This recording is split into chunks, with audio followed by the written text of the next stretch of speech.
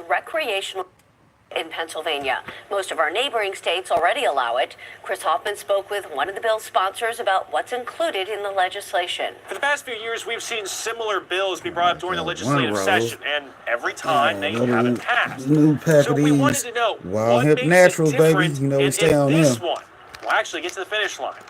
According to lawmakers, 24 other states, nearly all that border Pennsylvania, have approved recreational. Representative Dan Franco is sponsoring a bill to allow it here. He says weed is already in Pennsylvania, but it's on the illegal market. The toothpaste is already out of the tube. You know, we got Joy X in the house. Good to see you. How you doing? Make a little shout out. Make it safe. Similar to alcohol laws, users would have to be 21 to buy products. As for the exact amount of tax money it would generate, that's still to be determined.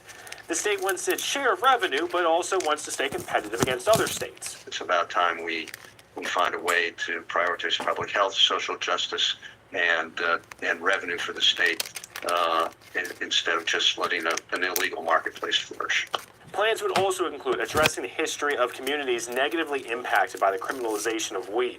Rep. Frankel says the model for selling would be a hybrid system. Growing and processing would be private, and selling would be similar to state stores with liquor.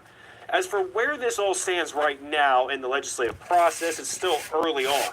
The General Assembly gets sworn in on January 7th and then goes to work. My expectation is that we could probably see a vote sometime early spring. Rep. Franco is optimistic it can pass. While he expects challenges, he says they have had numerous hearings to try to address the success and failures of other states on the issue. In response to proposals in the past, the executive director of the Pennsylvania Chiefs of Police Association has come out against legislation like this. They cited unanticipated consequences it could have on public safety. As discussions on this proposed legislation continue, we'll be sure to keep you updated. So Pennsylvania is once again trying to bring rec to the people. And the people have spoken. The people have made their voices clear. They want rec. The sticking point at this moment seems to be figuring out how exactly are they going to roll that out. Is it going to be a state-run model, or is it going to be a private business-run model? I already had a wake and bake over on Spider Pig, now, but you know, this article, this is my second new show poll, today. It actually says that voters say they favor a model where herb is sold by licensed private businesses rather than through a system of state-run stores, as some legislators have promoted. I got like 4 other videos I need to record this weekend too. Governor Josh Shapiro has actually signaled his willingness to legalize down in Pennsylvania, but some lawmakers seem to be in favor of a state-run model. That has its own problems. We've seen in some situations state-run models they try to monopolize the industry and prevent home growers from, well, home growing, which is obviously a big problem.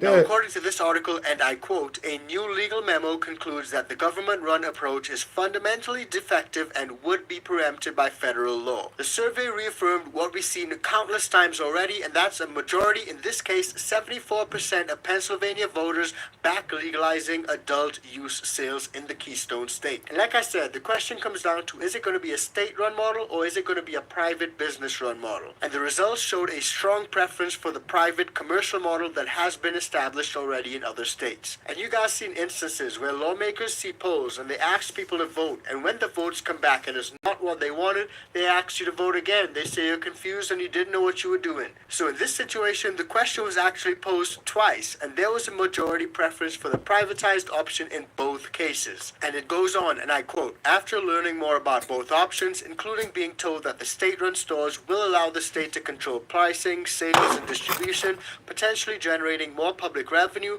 but limiting opportunities for Pennsylvania businesses and competition, support for the private model jumped to 57%, and the state-run preference stayed steady at only 25%. Now, what can also be a problem is that under any state-run approach, state officials will be directly responsible for procuring, marketing, distributing, and selling herb in state-owned liquor stores. Imagine that. You have to get your herb from a liquor store. And that right there, I think, is a big problem when it comes to legalization. A lot of people still compare the herb to liquor. One is super destructive and one has got tons of medical benefits. But that's just my point of view on things. Let me know what you guys think about all that. Drop it in the comments down below. I'm really interested to find out what you guys think. As a consumer, would you guys prefer a state-run model when it comes to rec herb? Again, think big companies like Trulieve and Curaleaf, the McDonald's herb of the world. Or would you guys prefer smaller, medium-sized private businesses, mom and pop shops, that type of thing? Drop in the comments and let me know. Now, despite the fact that Pennsylvania is taking steps to figure this whole legalization thing out, certain states are taking 10 steps backwards as they actually actually want to put THCA and hemp back on the list of controlled substances.